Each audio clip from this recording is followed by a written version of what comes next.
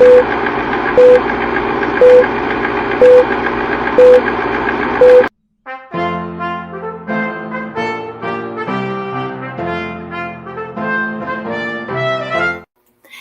everybody, thanks for joining us for Politically Incorrect Knitters. I am Deplorable Knitter. This is Ann Pinkova. Sorry for the short notice. Thanks for joining us. and we're late too on top of it, so it's fine. Before we get going though, we are sponsored by Chicken Lady. She is fabulous and wonderful. Ann has her yarn. I has do. the giveaway for this month. Right? Yeah, it goes until next week sometime. So yeah, you still have time to enter and win. It'll be great. Mm-hmm. This is the giveaway for this month. It is Eastern Bluebird. It is very pretty. I love the browns in it. You know, that whole autumn thing where the seasons are changing, but you're not quite ready to let go of summer yet, but you know it's coming. Right. It's just perfect because it's kind of this lovely kind of orangey brown through it. But yes, it's very pretty. Check it out. Use our code PIK Kung Pao for 20% off your order of $50 or more. And next month, if you're watching this in October, is PIK Deviled, as in deviled eggs. So we're getting the Puritan thing going. You're getting the whole deviled thing going on. It's a good time. Oh, no. I was trying to add that to the thing, and it wouldn't let me. PIK Deviled D. E. I think I spelled it right. I would hope so. Okay. Yes? Okay. So there you go. Kung Pao for September, Deviled for... That looks wrong. Anyway, for October. Oh, gosh. It's been a day, friends. Okay. So make sure you comment after the video is done on either YouTube or Rumble to be entered to win. But we don't just have giveaway yarn. You can also purchase your very own, like this one, like this. I just got this in the mail yesterday, and I know Ann also got one. Is yours DK or is yours fingering? Mine's DK. Oh, cool. So is mine. I just wasn't sure if we got the same ones or not. Yeah, but look at all these pretty colors. This is a colorway that she dyed for us for the Puritanical Knitting Fun Run, which starts in October. And it has to be 75% black or dark gray. And Chicken Lady has graciously done the math so that if you use this yarn, it is the proper ratio of black yarn. So therefore, you don't even have to worry about it. You can just go. And it's a total party, which is why it's called Party Like It's 1621. Year of the first Thanksgiving. Yay. They all lived. Not all of them, but the ones who did live were very, very thankful. Yes, true story. So, but yeah, she's got great yarns, as you all know. As you can tell, I'm still in the midst of being a hostage, and I don't have my yarns with me. So this is what I got. Hopefully that'll change soon. But yeah, it's beautiful, and we love it. And thank you to whomever sent that to us also. Very appreciated. So that's happening. Ann has a lot going on. I, on the other hand, am a little less interested in this week. So I do have a lot going on. Well, to start with, though, with the Puritanical Knitting Fun Run, because finally I got blog posts all up for that, for all of the rules. There is the jot form ready. So whenever anybody completes their project, they can go ahead and submit it. So that's all together. I'm excited. So the jot form, they can find it on your blog, right? Yes. And do you have a link to it on your Instagram? I'm going to put one up on my Instagram, but not the link to the form directly. I didn't. Yeah. I had a busy morning. We just got it yesterday. And Amy was like right on top of it, but we unfortunately were not. But, and also because I love Ann and I love all of you, there will be merch for this one, which means that it will be up on the Politically Incorrect Knitters website that is still not yet live, but will be very shortly because that's the easiest way for us to do merch. So, well, and it'll be there. And I mean, who? I'm sure it's. Hang on. There we go. I was like, what is happening? Who doesn't want merch of that? Who doesn't want that? That's awesome. I'm thinking a black long sleeve shirt with that, possibly on the back of it. Although, yeah, with the PIK logo up here. Maybe. So I'm going to design some merch. And so if you have thoughts about it, as you can tell, it's currently not yet designed. All of that is coming very, very soon. Mm-hmm. As soon as I can get 37 seconds to myself without having to help my kids unpack all of their stuff, because renovating is a blast, and it's essentially similar to moving the way we did it. So it's been super.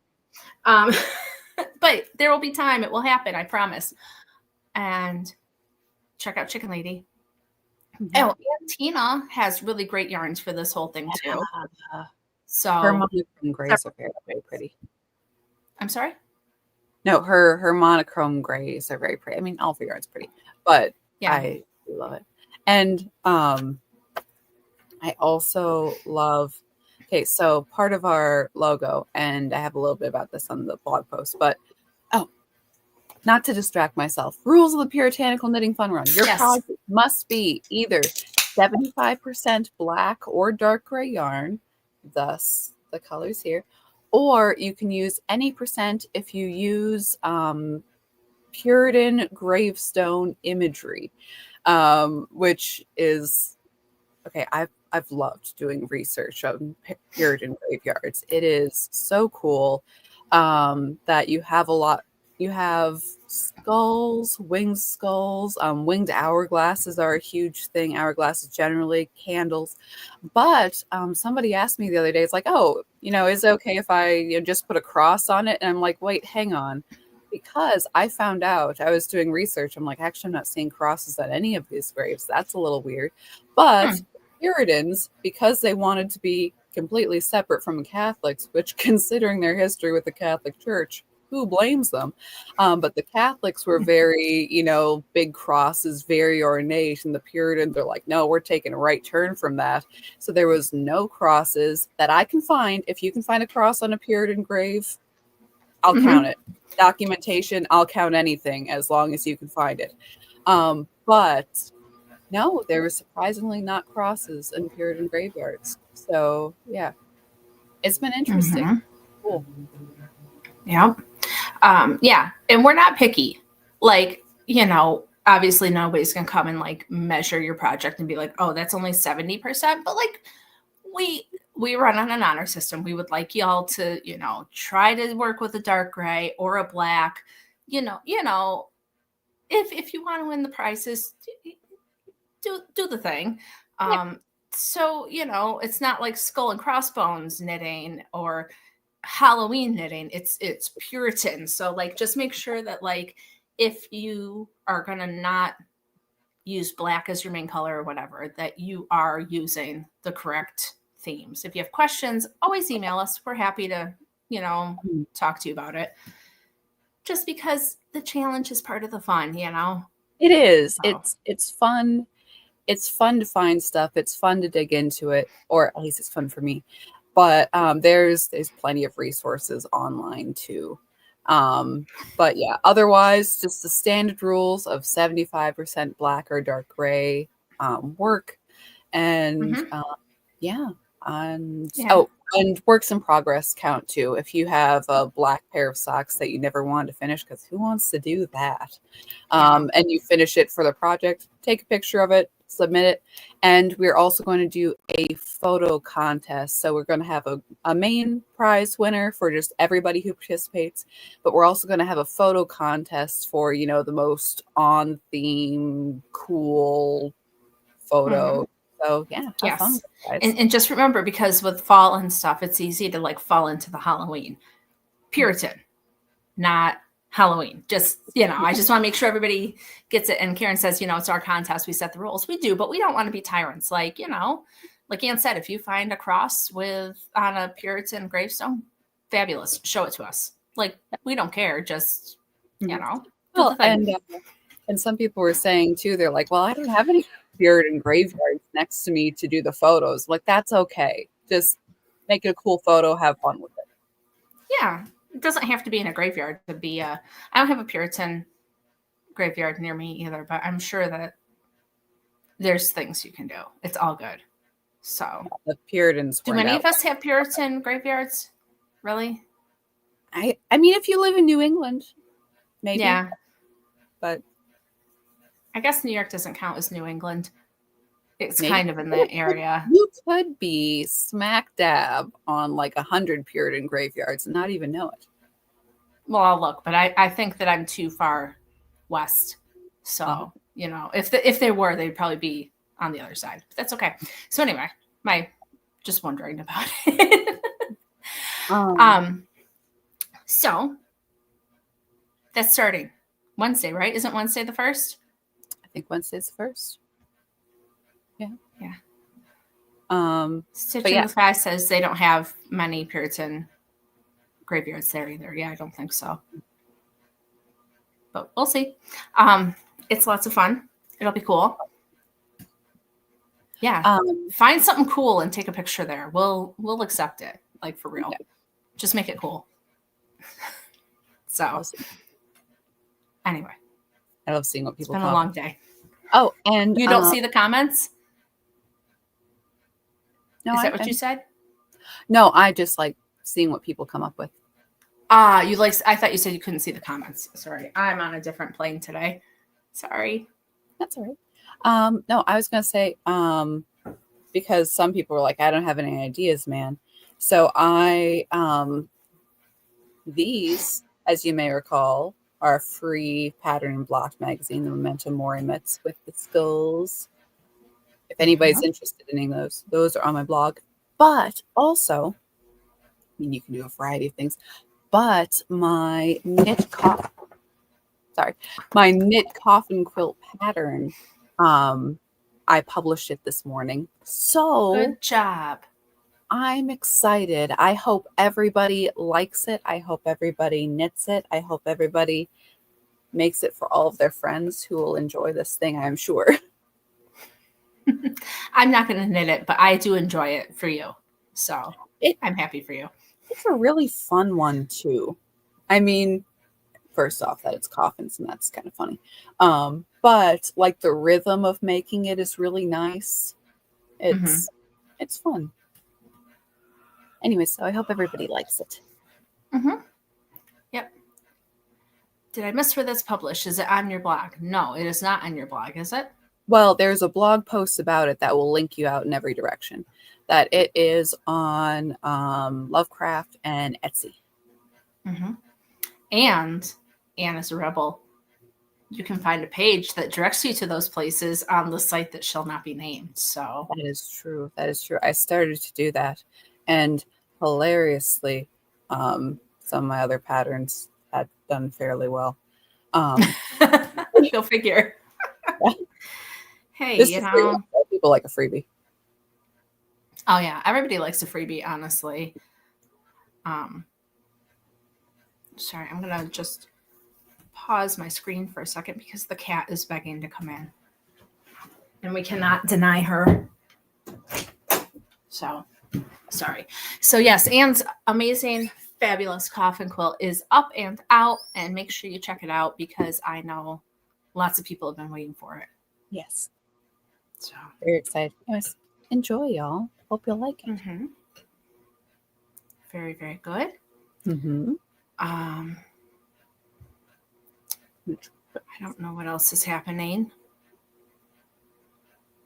Well, I have been working on my other sweater while doing the midst of this. It's not much to look at right now because it's I finished the bottom ribbing, but I'm knitting my sleeves 2 at a time, so they're like half pinned behind themselves, so it doesn't it's not much to look at because of that. Cool. Also, I don't have anything knitting, so I'm glad you've at least had the opportunity to do some. It's nice to see.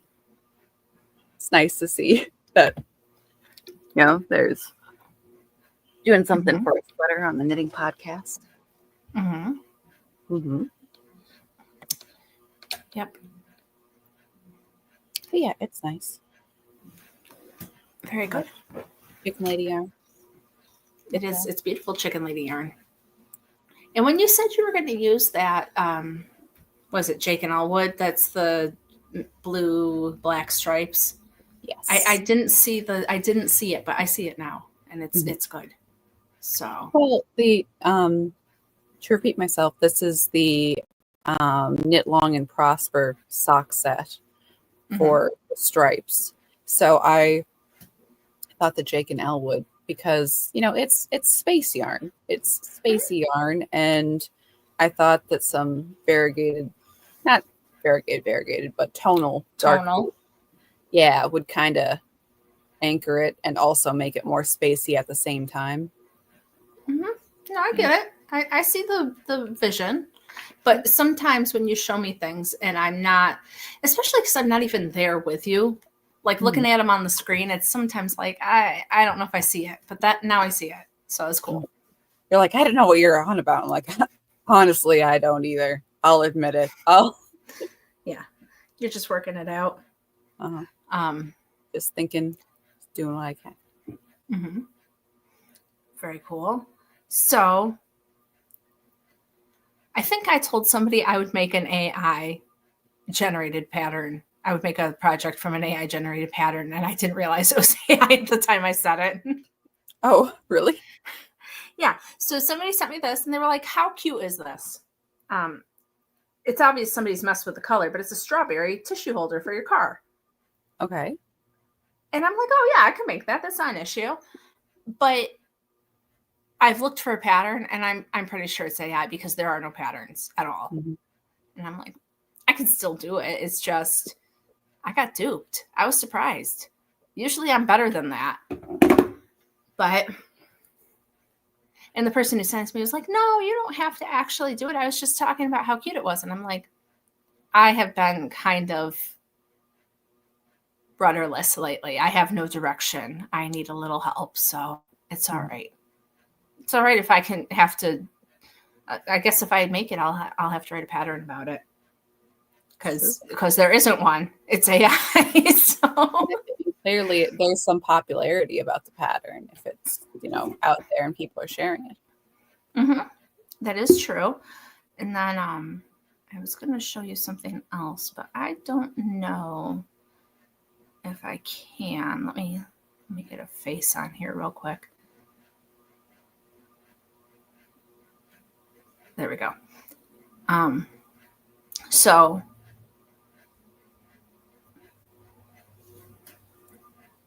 I don't know if you can see it very well. My student finished her project, and you can't see it very well.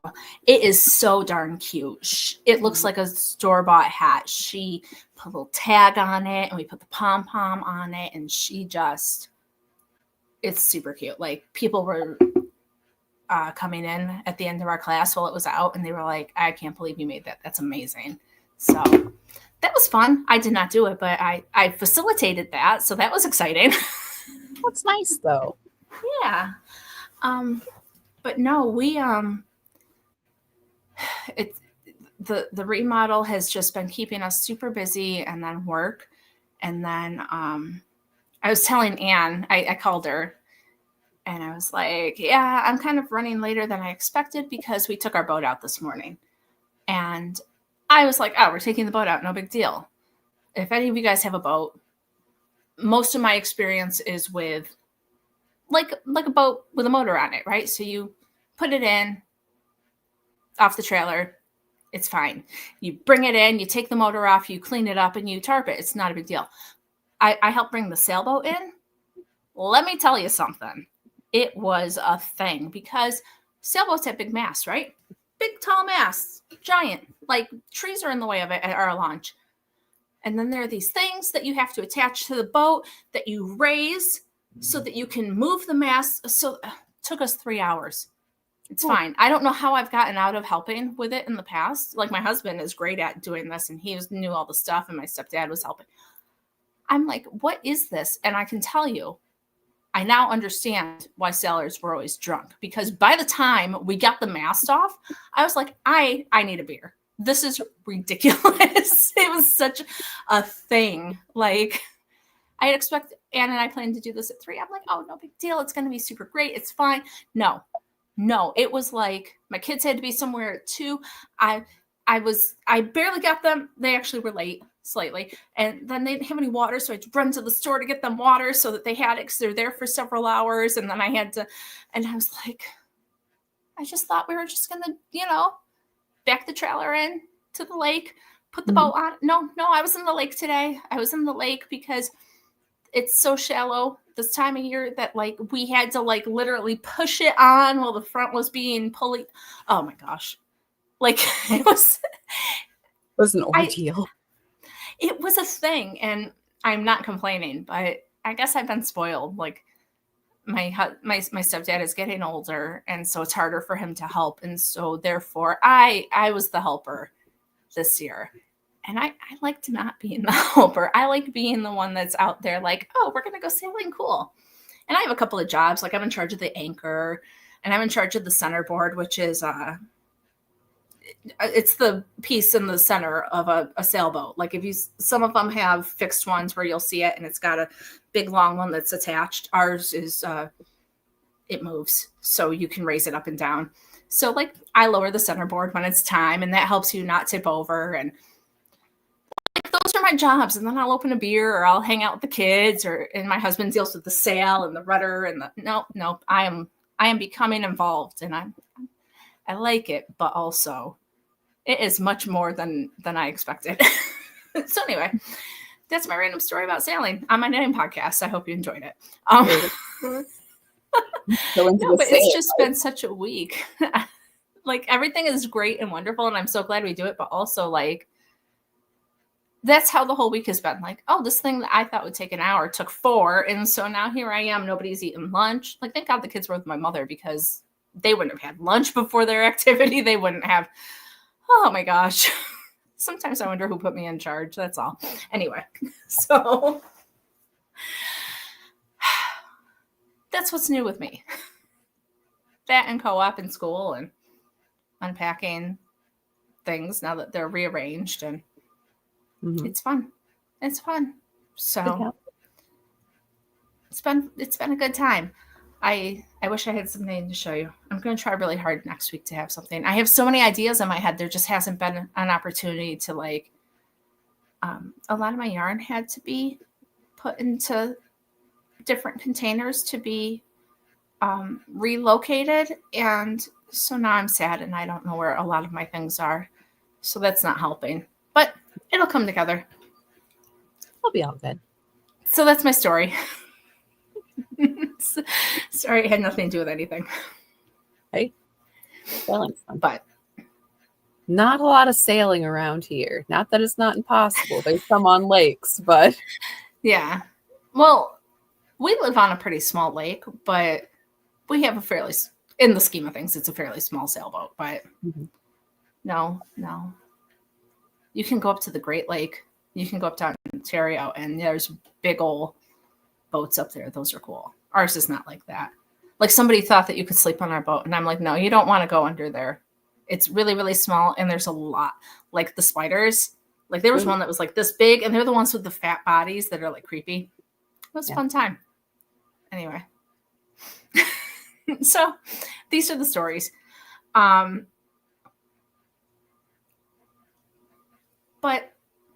there's been a lot of news. I missed out on some of it. Don't flame me in the chat, but I didn't watch the funeral. And I feel really bad about it. Oh,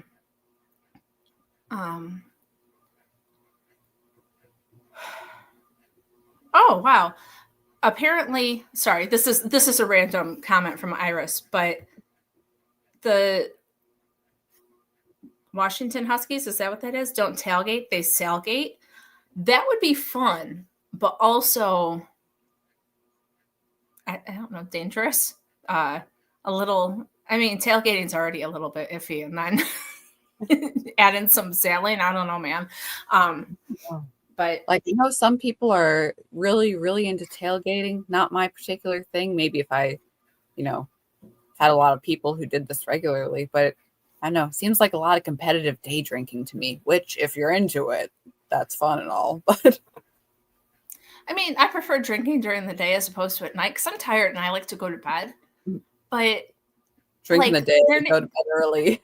yeah, but there doesn't need to be any sort of competitive anything. Like I'm good. I don't need to challenge myself. I have like 2 and I'm all set, so it's fine. It's like the marathon of day drinking. Don't Yeah, no. don't knock yourself out early. You got to keep it up. No, that. Mm-mm. I think it's just the age. What I found out, and I may have told you guys this already, but I'm reading the 3rd Tommy and Tuppence book by Agatha Christie with my students, and Tommy and Tuppence, the characters, are 46 in this book, and they were too old to help out with the war effort. They just needed to sit back and get out of the way for the young people. And so apparently I am very close to being able to just sit out and not do anything. And I'm really looking forward to that day. And really, all Tuppence was going to be allowed to do was sit and knit for the soldiers. And I can get behind that. I would be okay. No, but it's so funny because my students are like, oh yeah, that's kind of old. And I'm like, all right, well then I'm not going to teach this class because I'm obviously too old to do this for you guys. Like, anyway, yes. So I've hit that special age. I'm too old to do it. Sorry, Anne, I am rambly today. That is what it is.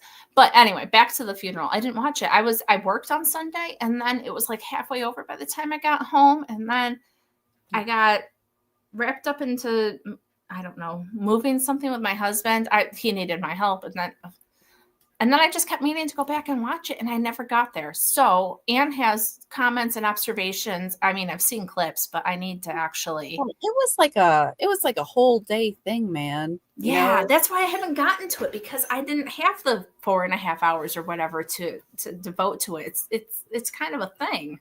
I know. I mean, I was watching it live, and I'm like, this is taking forever. Yeah, Anne was telling me a story. Her parents were there. They left. They did something. They came back. I know. People were coming in and out of the room, and people walk in. Hey, it's Charlie Kirk's funeral. Watch a bit of it, leave, and I'm like, and then by the time it got to like actually Erica and Trump talking, like they're all like sitting around and talking to each other. And I'm like, guys, I'm seriously, you need to shut up right now because I've been waiting all day. Yeah, Anne has been watching this for 17 hours to get to this part. So like, let her see it. I did see parts of Erica Kirk's. I didn't see Trump. And I heard some people criticizing his speech that it was too much like a political stump speech. Do you have thoughts on that?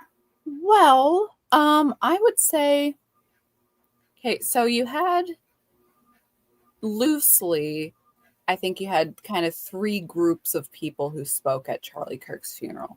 And you kind of, that the way he was and the way he lived his life, like, yes, there was so much political involvement, that there was so much, family involvement, that he was very into the Trump administration. But, it's you and your friends and your family versus your wider friends and your business. And then you had, people from his church. So his faith versus, perhaps his work colleagues' faith and stuff. And so you had that difference. And you could, like, his pastor, Rob McCoy, started out, and it was very much this, starting out with, hey, this is, the sermon, the preaching at this, funeral. I mean, say more public memorial, but that this is a big moment, but also this is the sermon that he would give if it was just the people at his home church, which I thought he did excellently. And Frank Turek, who was a great friend and mentor of Charlie's, he's the guy, I don't have enough faith to be an atheist guy, that he did a lot of Christian apologetics for. His speech was very good. But then you had, some of the more political influencer types, which was like, okay, Benny, sorry. not sorry, talking about Charlie Kirk's funeral should be about Charlie Kirk and not necessarily the other people surrounding it that were not as nice. But Benny Johnson got up and did the whole like big revival, strong religious phrase disconnected from next strong religious phrase.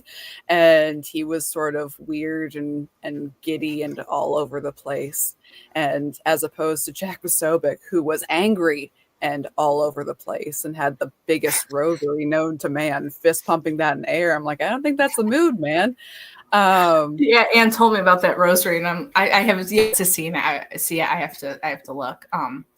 Before you keep going, I don't mean to interrupt you, but Iris said about Trump that Trump was Trump, and that she thinks that Charlie would have liked that because Right. that is true. He is who he is, and he doesn't really change, and that's not necessarily bad. No, and I think that was fine because I mean Don Jr. was that way too, where he got up and made a joke that he's not a biblical scholar. That you had a lot of people talking about their faith, but if you don't necessarily have a lot to say about your faith, then faking it is worse. Mm-hmm. You mean just saying the buzzwords isn't the look or the style? Yeah, that you can't just say things. It's like, no, if you mean it, you mean it. If you don't, you don't.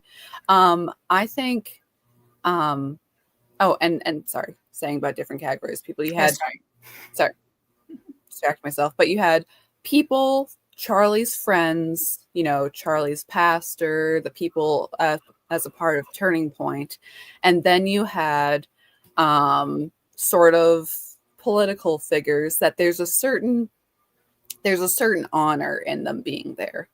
Like, yes, Trump spoke at his funeral, but if the president and the vice president and the vice president's son, and the president's son and cabinet members speak at your funeral, then that there's a certain amount of honor to that generally. Right. That it doesn't necessarily, if their speeches were good or bad, and I think they were generally good, it doesn't quite matter what they say so much as we are taking time and we are, being a part of the funeral. Lacey says he's never going to be sappy, and that's not what anyone would have wanted. So that's, Yeah, you Kat don't says want Marco Rubio was good. And said Marco Rubio was good. I was surprised. Marco, that's why he's doing so well in the Trump administration. He got the memo and he stuck the landing. That he was very, I'm like, oh, Marco Rubio's getting up, I'm knitting away, I'm listening. But Marco, the memo was, we're all here to honor Charlie, and we're all here to share, or, that part of this funeral is sharing the gospel, is sharing the common Christian faith. And he nailed, message of Christ. Like, it was like a minute and some seconds. Like, it was straightforward, direct. This is the center of faith, and talked about it and moving on. And it was incredible how well he did. But yeah, Lacey says he's now big Marco, no more little Marco. He's doing so well. But yes, I thought it was really good. I really enjoyed Ben Carson's speech too. I always like Ben Carson. I know that I've never read it. I need to. No, but I mean, he always he has this very quiet, gentlemanly thing about him, that it wasn't a bombastic speech. It was very straightforward, and it was, Charlie Kirk, was a good man, and it was the direct response. He mentioned there was some shouting about, our enemies this and our enemies that, and I'm like, especially with Benny Johnson, I'll say that I'm like, I don't really trust your friend enemy distinction, but Benny Johnson in particular was all about, interviewing the Tates and then talking about what a family man he was. I do not trust Benny Johnson. But that, Ben Carson was very, that that this was the book for communists saying that they're going to infiltrate America and they're going to attack the young, education, universities, and the institutions and media. And that is what they're purposely going to do to push their agenda. And Charlie Kirk was the direct reply to that, particularly in college campuses, to say, no, these are our principles. That's what we're doing. And he was out there making the argument and praising Charlie for that, praising Charlie for being educated and reasonable and brave and willing to talk about these things, but also ending with scripture, the scripture of, a kernel of corn has to fall to the wheat and die, or sorry, has to fall to the ground and die before it then creates fruit. So I thought that was very good. Mm-hmm. Yeah, Lacey's saying that Ben did really great, and that anyone who hasn't watched the entire thing, you should. And I have to clean 2 houses tomorrow. Maybe I won't watch it. Maybe I will just listen to it as I work. It's just been, oh yeah, and knowing that it's like so long is kind of like I don't have the time to commit to that. But it is, and his the speeches by his friends too, like the people who were top level in Turning Point, really enjoyed those. Tyler Bauer, I think his name, that might not be, but he mentioned that he was the first tenured employee of Turning Point, and talking about some of the early days of it, that when they were both the youngest kids turning up at the Tea Party meetings, and he hated rhinos and Charlie hated rhinos, and they were talking at these events, and they were getting stuff together, and he was running the office and Charlie was out meeting with people and flying around the country all the time and getting stuff together, and they were bouncing ideas off each other all the time of what can we do next, can we expand, everything else. That you had that spirit of, no, really, a couple of guys who really actually cared, who really actually loved their country, really actually moved heaven and earth to make this happen, when so many people pitter and pattered around with, oh, the old principles don't work. Oh, the kids don't want to hear it. Oh, we have to be new and bright and flashy. And, it's not as if Turning Point doesn't put on a quality production, that they don't have nice graphics, or some people said that it was silly that they had fireworks at the funeral. And they're like, Charlie loved the fireworks. He loved the effect. He loved the thing that when they did these events and they were able to do some pyrotechnics, he was back there like, yeah, man, let's make them bigger. That it's a part of what he liked and how they did their party, even though their party was a funeral, that they, this is a Turning Point event. Yes, it's a bit like a Trump rally, but as the Taylor guy said, that Charlie used to say, if only we could have the Holy Spirit at a Trump rally. And he said that I think that's what we had today, that he had a vision for packed stadiums. And yeah, the stadium was packed, and there was an overflow stadium that was packed. But anyways, I thought it was good. I saw some criticisms about they were selling Turning Point merchandise in the lines because there were so many people waiting. And a lot of people were like, they were there to support Turning Point and Charlie Kirk and his family. So it only makes sense that they would be selling the things to support his family, because these people are there, like they're going to go buy it anyway. So just, they made it easier. But, so many people had things to criticize because they wanted something to criticize. Mm-hmm. So I think that that's part of what it was. Yeah. And I mean, there was, like, on the live stream, there was a little ticker on the bottom too of, text here to, support or to start a chapter, or that they had We Are Charlie wristbands that Turning Point is doing, that they'll give you for any donation amount, all sorts of things. I also thought it was interesting that when his pastor spoke, that there was kind of an altar call. Not quite an altar call, because when you have a stadium full of people, you don't want like everyone coming to the front. Yeah, no, you don't need a rush, but yeah. Right. That there was sort of a statement of faith thing, but also that they had a link to the website, to Turning Point Faith too, that, we understand logistically, but absolutely everybody can go to the website. Yeah. And also, you've heard about all the chapters and stuff, but something came through my email today that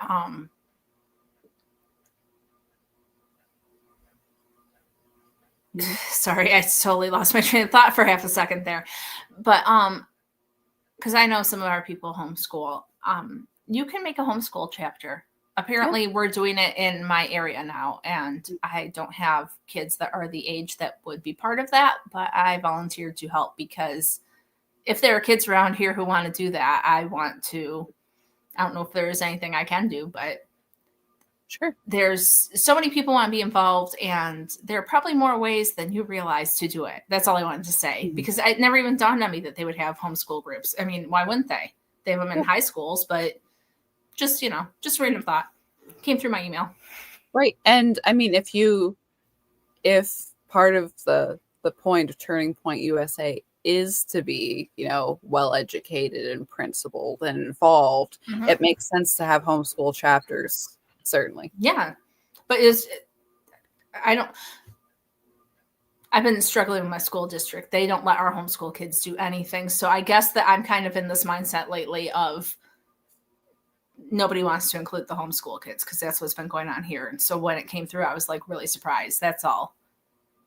Oh, Turning Point also had all their homeschooling digital media material for free, almost $400 worth. Yeah, I missed that. Oh, well. But I'm glad you guys knew about it. So, right. Yeah. I thought, speaking of free material, the Larry Arnn from Hillsdale College was talking about Charlie and education and stuff. And I thought it was interesting that he said that, he told Charlie that he has to, really study and thought and really work and, suffer to, attain better knowledge. And Charlie was like, okay. And he emailed Larry Arnn or texted, either way, every certificate that he got from the free Hillsdale online courses. And, he said in the speech that he did 31 of them. I looked later, there are only 31 online courses. He did every single one. I've been listening to his show a lot since this happened, and they've been having people on talking about him. And apparently at one of the events, he got to spend a day with a professor. I don't remember the specifics of where he was or who the guy was, but they were like, so you can spend the day with this guy. What do you want to do? And Charlie was like, I want you to teach me like everything. And that's what they did. Like they had like class where he was learning all the stuff from this guy. And I'm like, that's not normal. Like, I like to think that I like to learn and stuff, but I don't know. If you gave me a Sunday afternoon, I'm not sure I would be like, okay, can I have like 6 hours of class, please? Like, right. Yeah, I was, I don't know if it was the same one you, but I watched a bit of the episode. Bless you. A bit of the episode where it was kind of the Turning Point staff of the Charlie Kirk show, and Erica was on and for a little while and talked about it. It's not the one, but yeah. And okay, but they were saying that someone had asked a question about mentorship and who is Charlie's mentors, and like he had a lot of mentors because he loved to grab people and be like, teach me this, teach me that. And they said there were times where he would invite people to the offices and it'd be like some fairly well-known guy, and during the day he'd be hanging out at the offices and they're like, why is this guy here? But him and Charlie and a group of people, that they'd have these like idea sessions where it was like, yeah, learning from this guy, but it's like, okay, I've had this thought here. What do you think about this? And that he would just do notebooks. He would just write out everything and try to work things out and what is the best thing to do, what's the best way to do. But it's very much and I think that we have this, in political commentary, that if you trade in ideas, you have to kind of work in ideas, and having a set out, this is what I believe and why. So when you're not afraid of people asking questions about this is what you believe and why, because you have answers for it. But also from just a plain organizational standpoint, like, okay, how do we get this work done? How do we set up a system? And you're building new systems, and by nature you have to build new systems because of the way that media and internet and people are, that it is a very different breed of animal than it was previously. How do we reach people? How do we talk to people? And how do we organize in different ways to achieve what we want politically and socially and everything else? And yeah, massive undertaking, and so much energy, and I guess you could say willpower, but sort of impetus to be like, no, no, no. All right, you said I need to do that. I'll do it right now, actually. Okay, I'll get it done. Mm-hmm. It's fascinating. Yeah, it's Kat said that they're making a list of books and things that Charlie used to read and study because so many people want to know. And I think that's fantastic because I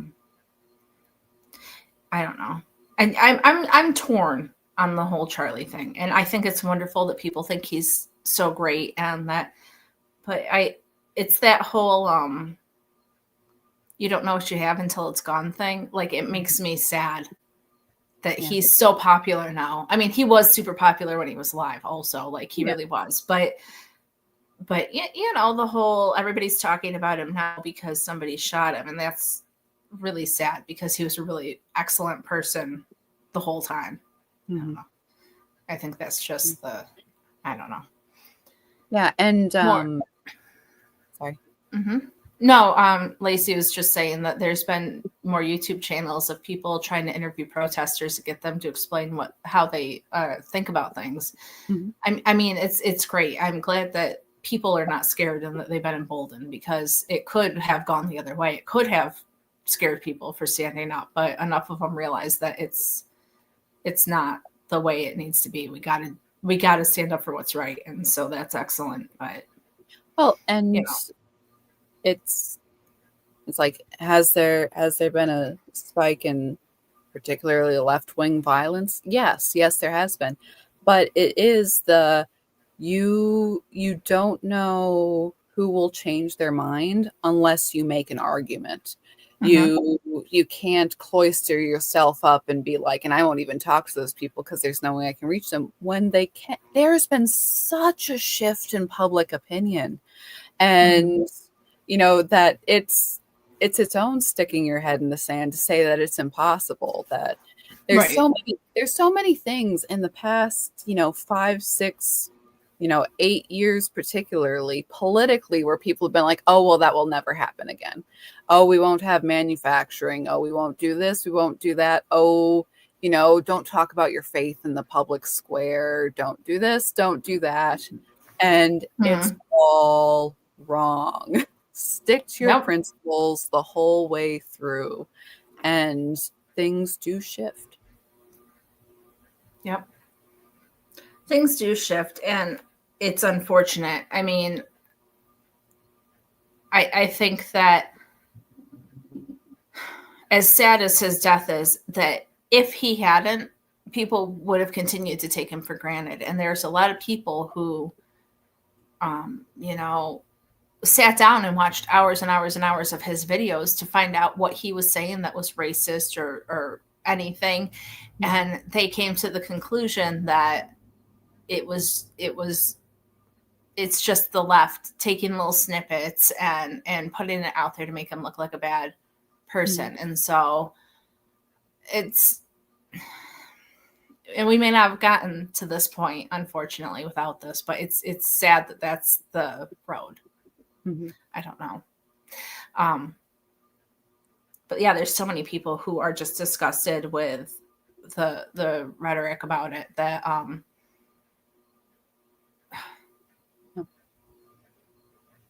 I don't know if you're done talking about his funeral and stuff. Well, that Erica's speech was incredibly moving, and also that it was there Trump himself didn't overshadow her speech. Right. That it was, you had so many, very, very important, very well spoken, people in the room. But the most important thing in the end was her getting up, talking about how much she loved her husband and how much he loved the people of America, how much he loved Turning Point.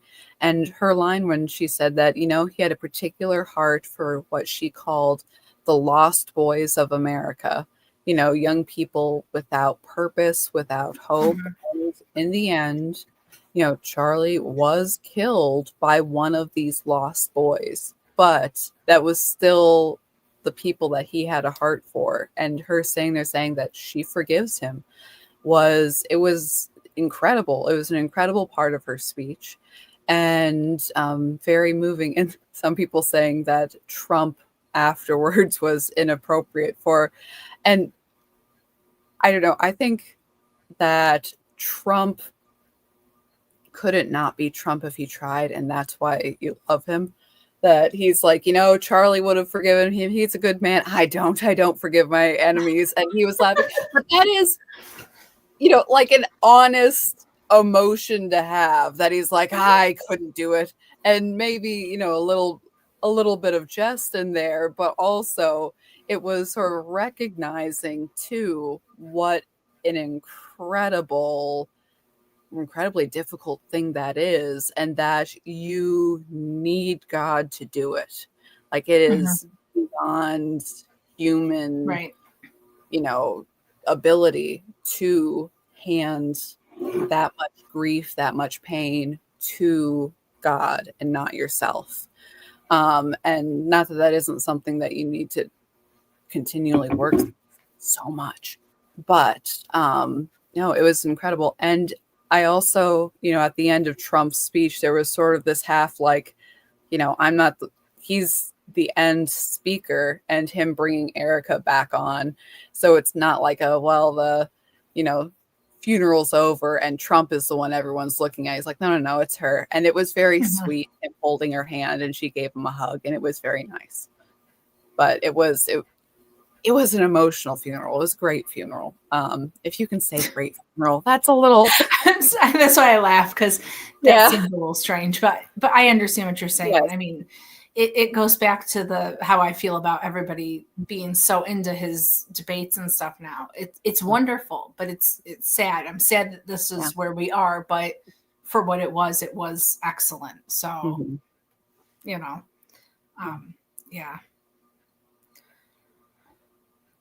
I don't know. I've got to watch it though. I know. I don't know. I've just been putting it off.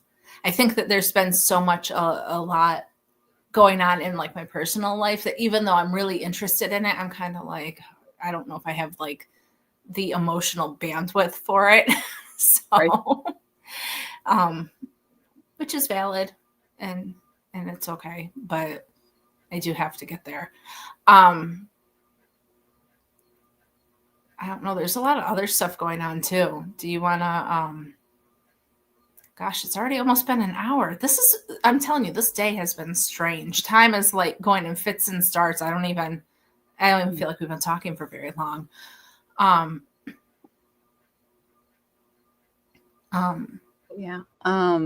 know that, I mean, you had Trump naming Antifa as a terrorist organization, which, people were all like, oh, well, Antifa's idea, it's not an organization. I'm like, that's funny, because for at least a decade, you've been able to see if people were a member of Antifa. And I know, because I knew somebody. So there's actually membership roles on this quote idea. No, but Trump, like, the left is really mad at him because they think he's weaponizing our Justice Department to go after. I mean, Comey was indicted on Thursday. And they're looking into the Soros Foundation, I think, to see what exactly they're funding. And the left is just screaming about how it's not the president's job to lead the Justice Department, that him doing this is interfering. Well, number one, if you read the Constitution, the Justice Department goes under the executive branch. And last time I checked, he was the executive branch, right? So, Yeah. you know, but, and it's what they did under Biden. The day after Biden was sworn in, Comey came out and said, we are going to do everything we can to go after Trump. And he listed all of the things that they did that actually happened to Trump the day after Biden was sworn in. He listed them all out and they played it out. So you can't be like, this is not political, obviously. They brought Trump to court for crimes that had never been prosecuted before on hypothetical money might have owed nonsense. And then when Trump says, hey, you seem to be funding a lot of organizations and bail funds and political candidates that let criminals go free, I think we can get a RICO case here. And suddenly, if all of the money hadn't dried up already from USAID, we're like, and we're none of that too. None of that. And that doesn't even start the foreign money that is funding various things. Yeah, no, but it's, I'm glad to see them going after it. And I was getting my information from Vince, who is the guy who replaced Dan Bongino. And so he was talking about how, like, even though Bongino is upset about how some things have been and stuff, he is there on purpose. He made this choice on purpose because he knew these things were going to be happening. You know what I mean? Like, I don't know. It's interesting to see the other stuff is kind of moving along now. And I think that enough people are sick of this, that it's going to keep going. They're not, like, my sentences aren't making sense. I'm sorry. But I just think that,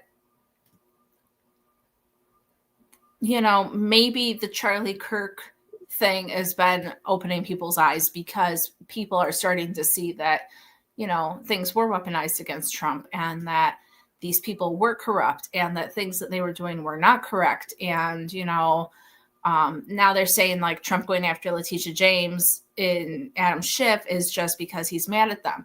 Well, the funny thing is like, some of the stuff that they accused him of and didn't really have proof of, they have proof of these people doing these things. It's sometimes like bragging about these things in public, right, and getting it out to news outlets intentionally, not just leaked. Right.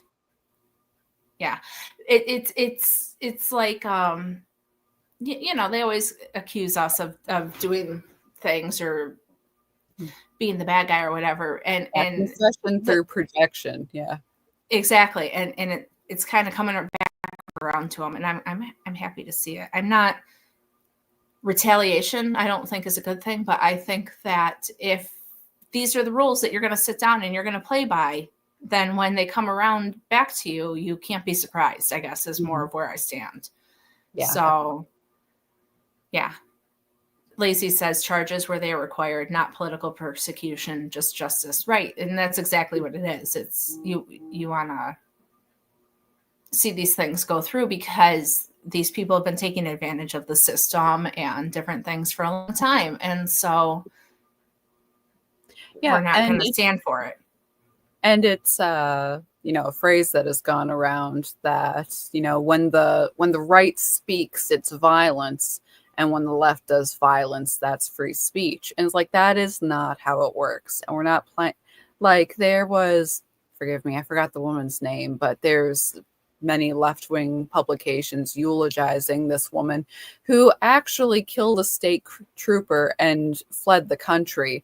But she was, strong for justice years ago. So everyone's saying, oh, isn't it great to be like her? I'm like, why are you eulogizing actual terrorist acts here?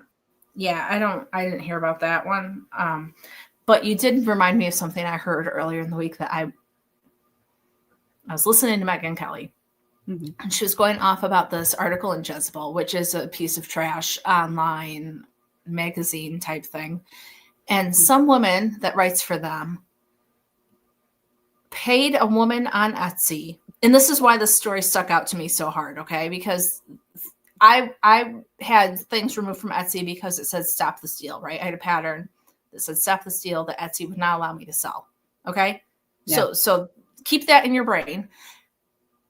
This woman at Jezebel hired a witch off of Etsy to curse Charlie Kirk.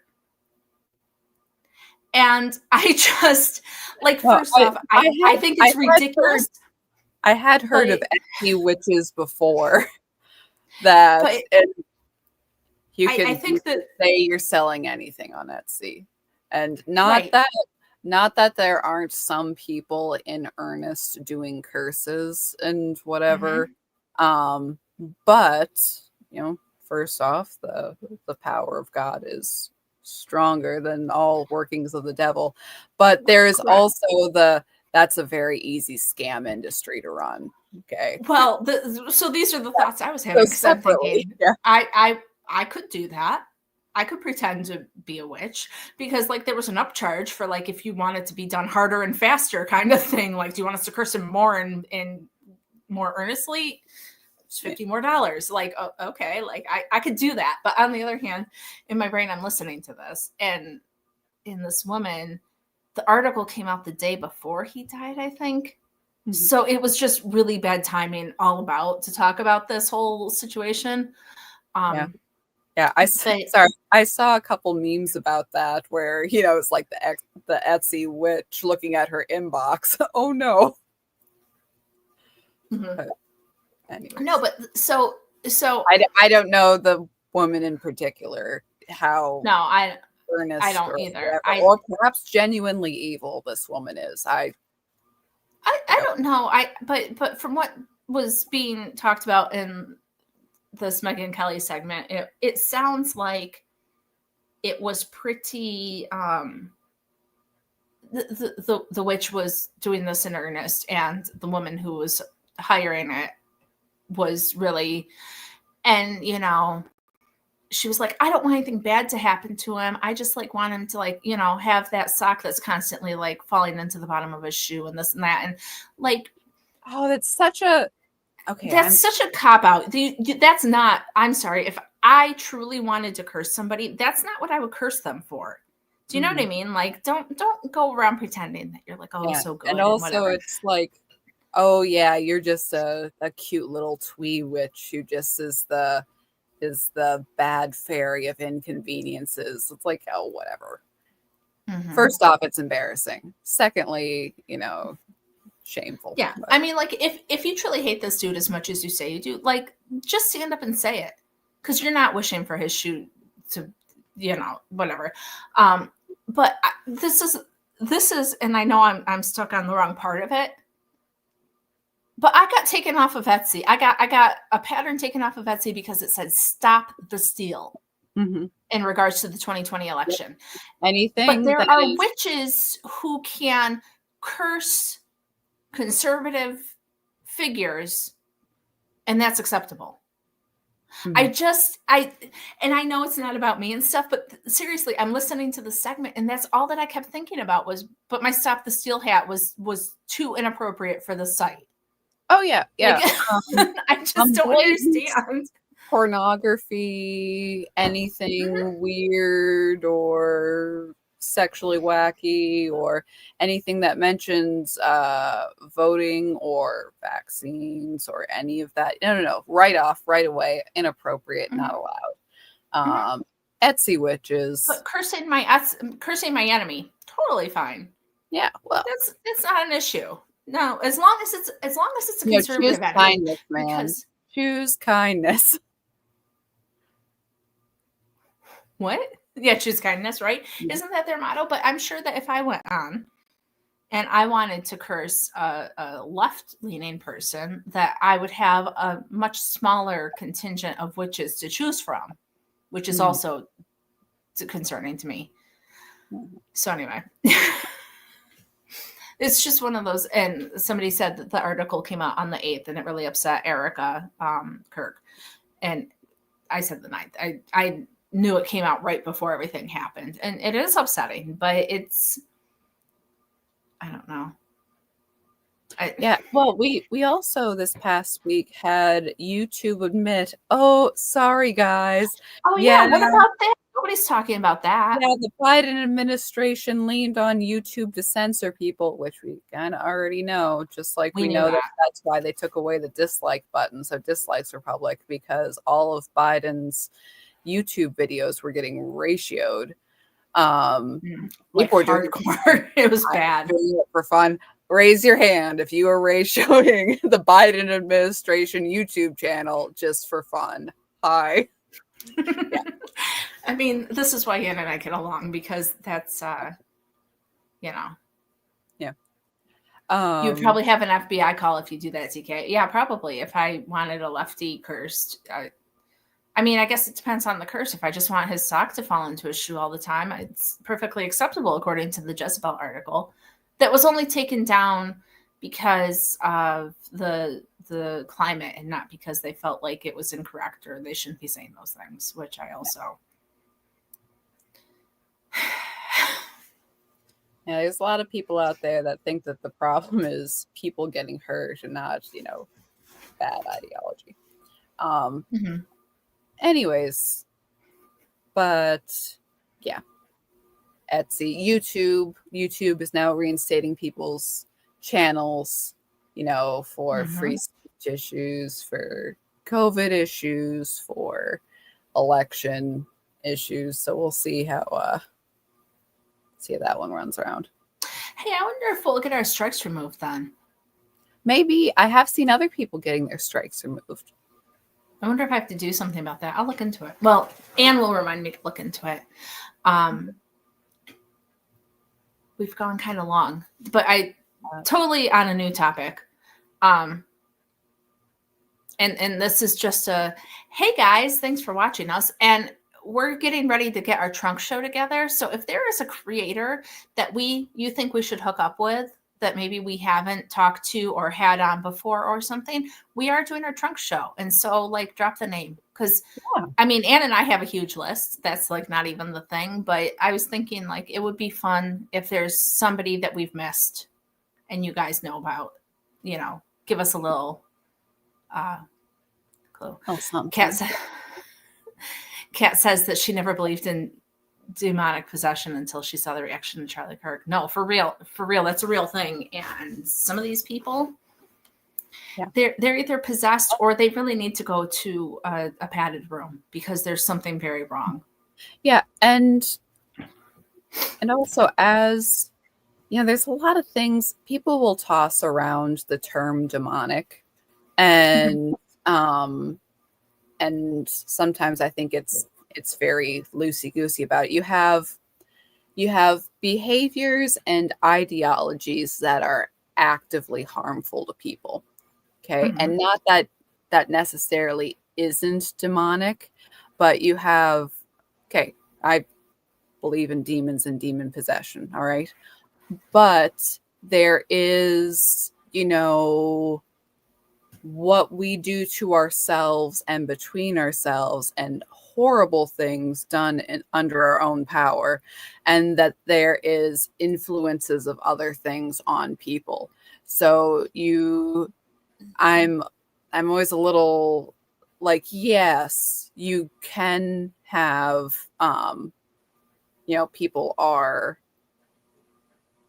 possessed of bad ideologies or possessed of literal evil spirits. And sometimes it's a little unclear to see what is what, but I don't want to positively label something when you don't know, man. Right. Right. I mean, I believe in it because in the New Testament, didn't Jesus cast the demons out into the pigs that ran off the cliff? It's a thing that they talk about in the Bible. So, yeah. But it's just one of those random things. Anyway. So before we go, Lacey was asking, what's our trunk show? our trunk show is something that we tend to do generally in the beginning of November, where we highlight friends and makers on our channel, and it's usually long. Like they go around 3 hours or so. Mhm. Unfortunately, Anne wasn't even here last year. Neil had to step in and be Anne, which was cool, but he didn't look much like her. But we and we try not to just have like yarn people. We try to have like our friend Polka Dot comes if she can.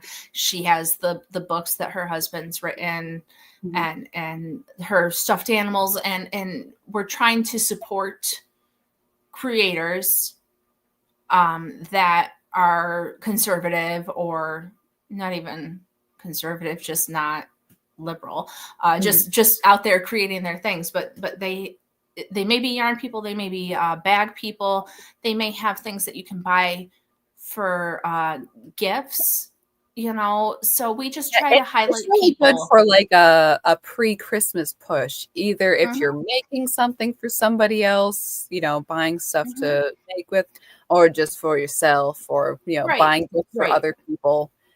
It's fun. It's a good time. And it is a good time, but there's often like promo codes that people will do during it. Yeah, they usually have a coupon code or something. But like some people that have come, Chicken Lady always comes because she's cool. And we've had Euphoria Knits, and we've had Maria the bag Skeins. lady. Yeah, Maria Skeins.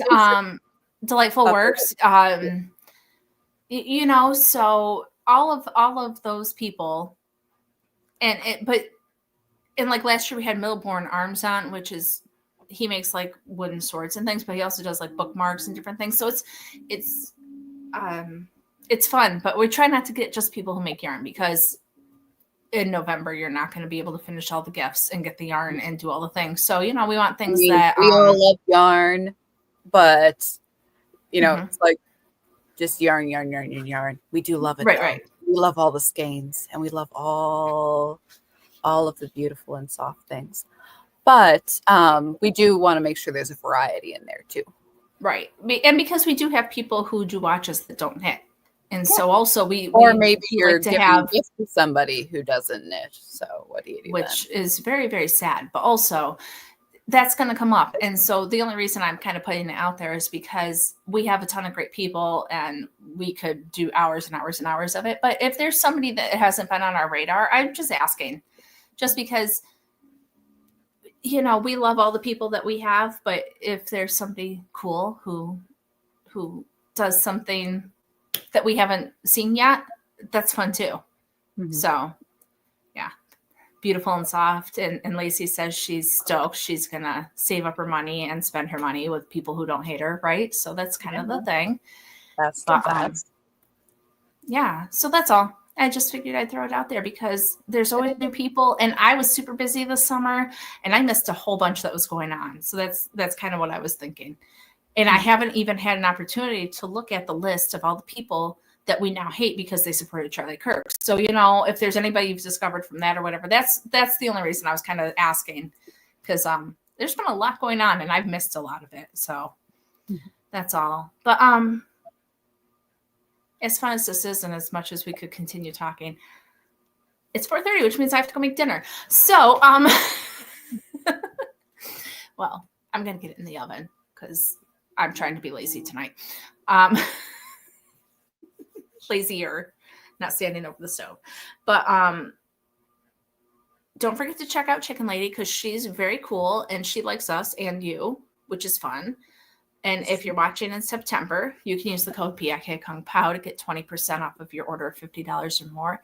And if it's in October, you can use the code PIKDoubled.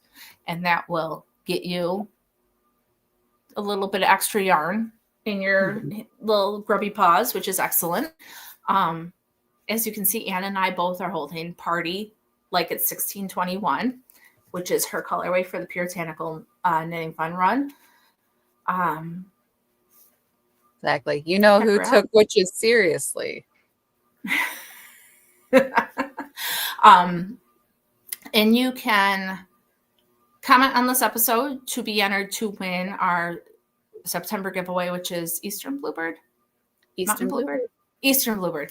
I keep getting them confused. But just make sure you comment once it's over so that your comment stays there. We don't have to look for it. Really, that's what it boils down to. But support Chicken Lady, support our friends. Hopefully next week I will have the merch up, and if I do, I will be shouting it from the rooftops. So you'll hear. Anne's been begging me, and I can't continue to disappoint her. So don't forget to check out Anne's coffin quilt because she's pretty cool, and that's excellent. I know. I'm very excited. Hope everyone else is excited too. Might just be a me thing. I know it often is. But if you like the idea of having your very own knit coffin quilt, please check it out. It's all beautiful stuff. So check all the stuff out. Thanks for joining us, and we will see you soon, right? Yeah, see you next week, guys. I gotta find the thing on Rumble so I can disconnect it. Sandra says, "Get back in black." That's right. Yes, back in black. I don't know if anybody caught it, but on my blog post talking about the fun run, check it out.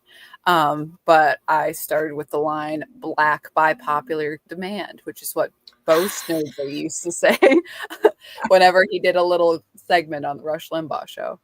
But who used to say it? Bo Snerdley. He was the producer. Yes, so I just every time. Sometimes he'd do. That he was considered. The joke was he was black enough to criticize Obama, so he would, talk about it. That's no, it wasn't Snerdley. It was Walter E. Williams. I'm sorry. It was Walter E. Williams whose line was "black by popular demand." Anyway. Funny. Oh, here it is. Okay, cool. I was trying to find the live so that I can end it. I can't find how to end it. Can't get off this bus. Keeps going. I'm trapped on We're on the show forever. Oh my gosh. I don't know how to do it. They've changed something apparently. Patterns. We are just we've gone to telethon mode. Oh my gosh. Now for the low, low price. Well, I guess that we'll let YouTube go while we'll let YouTube go while I figure out where they moved the lives to on Rumble. All right. Well, YouTube, thanks for joining us. Rumble, I guess you're here for a minute. All right. Bye.